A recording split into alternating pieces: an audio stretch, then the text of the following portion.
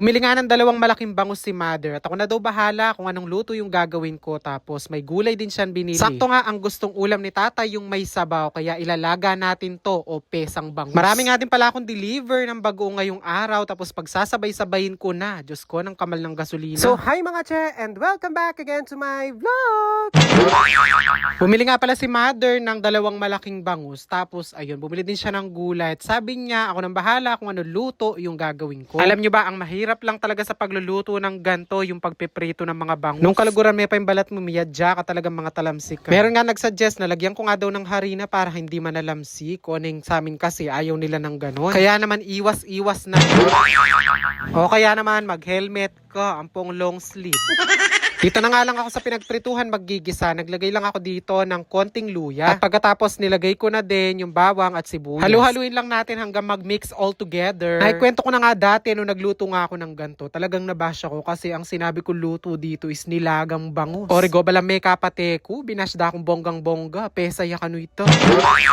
Kapag talaga nababash tayo, Diyos ko, umaabot ng kalahating milyon, 1,000,000 yung views. Kaya bash nyo ulit ako. Charot. Dagdag lang pala ako ng konting patis para naman luminamnam yung sabaw. Nilagyan ko nga pala to ng mga 5 tasa ng tubig. Di ko na nga na-videohan. Ewan ko ba, minsan pinipindot ko naman tapos hindi nagre-record. Habang ang hinihintay kong kumulutong sabaw, ayan, nagprito na nga pala ako na saging na saba. Masarap din kasi yan, nagpapatamis ng sabaw. Yung medyo toasted na nga yung mga saging, hinango ko na. Tapos nung kumukulo na tong sabaw, una ko na nilagay yung sayote. Bali, pinakulang ko lang ng mga 5 to 10 minutes hanggang sa medyo lumambot. Then nilagay ko na din yung mga repolyo or repolyo. Hindi naman ganong kalakihan yung mga pechay kaya hindi ko na pinutol at buo ko na nga ito nilagay. Pagkatapos nga no, medyo half cook na yung mga gulay, nilagay ko na yung saging na saba na pinrito ko nga kanina. Kapag nga nagluluto kayo ng gantong pesa, huli nyong ilagay yung mga isda para hindi siya madurog. Kapag una nyo nilagay yan, sigurado magiging corn beef.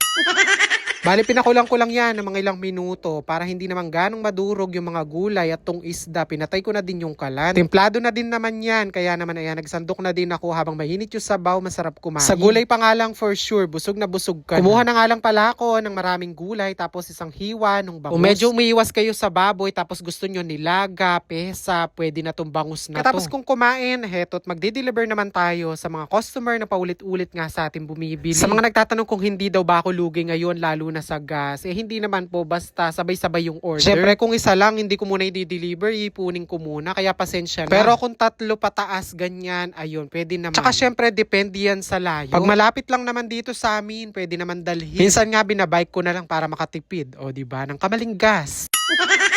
Inabot na nga din pala ako ng gabi sa pagdi-deliver. O heto, meron pang humabol. Buti na lang kargado ng stocks yung compartment.